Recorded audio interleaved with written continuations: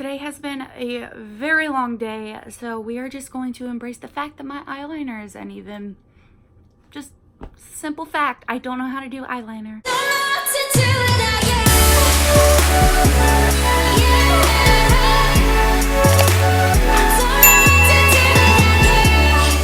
Hello there, my name is Alexis, and in today's video, we are going to be doing a recap of episode 3 of season 4 of Escape the Night. What is this hand doing? Also, if you're not new to my channel, you will know I have a new backdrop. Let me know what you guys think in the comments down below of it. I just really think it symbolizes me with 21 Pilots and Pentatonix and Joey over here. I think at this point we were all kind of really over the crooked Eiffel Tower in the background. And also I want to thank you guys so much for 2,000 subscribers. It literally means the world to me, and I love every single one of you so much. And with that, I don't think there's any other explanation of it than let's get started.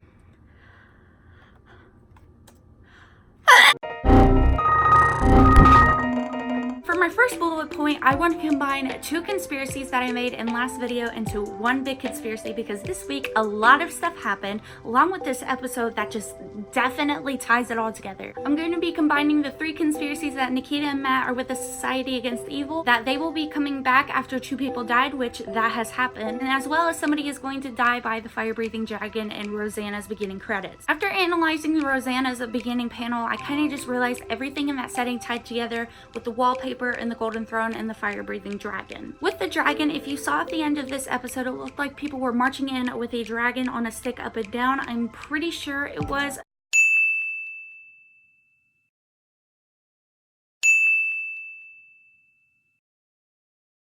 that usually reminds me of a grand entrance or something that is in a parade celebrating something. I will insert a picture here of what I'm talking about, but I think that may symbolize that Nikita and Matt are about to walk in. Now with the conspiracy about Nikita and Matt killing somebody, if you saw on Twitter this past week, somebody did point out the fact that in episode 1, Nikita did have a teardrop on her cheek, and then this interaction happened, so I don't know about you, but I think somebody's about to die. So this next bullet point is more of like a kind of a question I had in my head. In the opening scene between the collector and the weird bird thing, I forget what it's called. If you haven't noticed, I forget a lot of stuff very easily. She talked about having them dragged back to hell, and I'm wondering, just because she's the collector, does that mean she's not good enough to be dragged back to hell? Because they're probably just as evil as she is, so what makes her different to not be dragged back and they're just easily able to be dragged back? Let me know what you guys think down below, and if you're confused, please let me know and I will try to explain it better. I'm sorry. I'm not sure if anybody else kind of noticed this, but I think something is very fishy with Alex just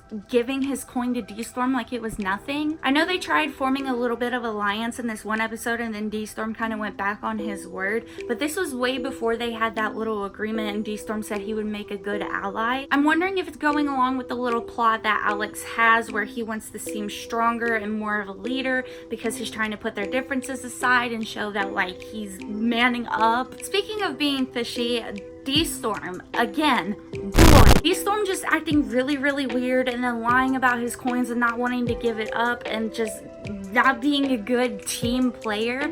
I guess it's really bad for his reputation in the game as a whole, but I think it was actually a really good move for his own personal game. If you haven't noticed, he's working for himself. Keeping the amount to himself and trying to make sure he gets as far as he can was actually a really good move for himself, because at least he's watching out for himself before he does others. I've seen a lot of people that actually like ⴑStorm this season. I have nothing against him, by the way. I just think his game move is something I can never do. I'm starting to really trust the sorceress, and I'm really hoping I'm not going to regret saying this in a couple of weeks. I feel like she genuinely has good values to help them get out. She was trying to distract and make an offer with Callie when the second team was in hell trying to solve the bone blood mystery. It was blood. Again, Mortimer, I cannot trust you, dude. Mortimer is up to something, and I know he is, and I could be wrong. I don't know, but just right now, I do not have a good gut feeling about him. If you look when when the other team with Joey and Colleen and everybody else was trying to solve the mystery up in the heavens side, you can see him just wandering around in the background and not doing anything. And then as well as when they went to the circle to where they had to stand on the different symbols and offer the coins around, he was really quick to open the box in the middle. I don't know, that just seems really off to me. I just feel like it's kind of exposing himself that he's watching everything, but at the same time trying to participate to make him not look bad, but he still looks bad in my book. I'm sorry. Joey and Colleen this episode have made so much progress, and I'm literally so happy. They did her so dirty in the beginning of the ceremony, making her out that she didn't like D-Storm and then having to swap coins and all that, and it was just, I think it was so amazing to try to mend their relationship by Joey giving his coins to Colleen and Colleen doing it back. I think that is amazing, and I know their teamwork is going to be so strong, and I hope he can keep proving himself and trying to save her, and I just, oh, I'm so happy. And also, I just wanted to say that scene where they had to pass the coins back and forth and trade them out to figure out who was going to be in the death match. I really like that. The attention to detail, how they swapped the coins back and forth with all the riddles that they had in the scroll. I think that was just so creative, and not just, oh, give 2 coins to this person and blah, blah, blah. You got to choose, or you had to out somebody you didn't like and then give it to them. Sorry, Colleen. I thought that was really creative, and that just makes me even more excited for this season. Now, all I gotta say about D-Storm and Timothy being voted into the death challenge is karma's has no expiration date. I don't know. Yet again, Timothy did die. But I guess I can say I got it right. Because I mean, he did die second, but D-Storm was supposed to be first. I just really hope Colleen doesn't get tied up and just figures out sooner or later that he is just working for himself, because you saw at the end where he said that he was going to give her the key, but he still didn't trust her. And just, I really want Colleen to live, even though I say otherwise in my death prediction video. It's just, I really want her to live. I think her character is doing amazing so far, and I also want my little cinnamon roll to win, and I also want Joey and Bretman and everybody. Just, how about we all forget this happened and just go home? And with that, I think that's all the notes I had on this episode. It was a very weird episode, but kind of chill at the same time, even though somebody did die, so I can't really say that. If I left anything out you guys want me to talk about, definitely leave it below and I will put it in my next recap episode. This week's Sunny shout out goes to Trey. Trey, thank you so much for just being a genuinely sweet friend. I love you so much. You always give me such positivity and have always reached out to me when I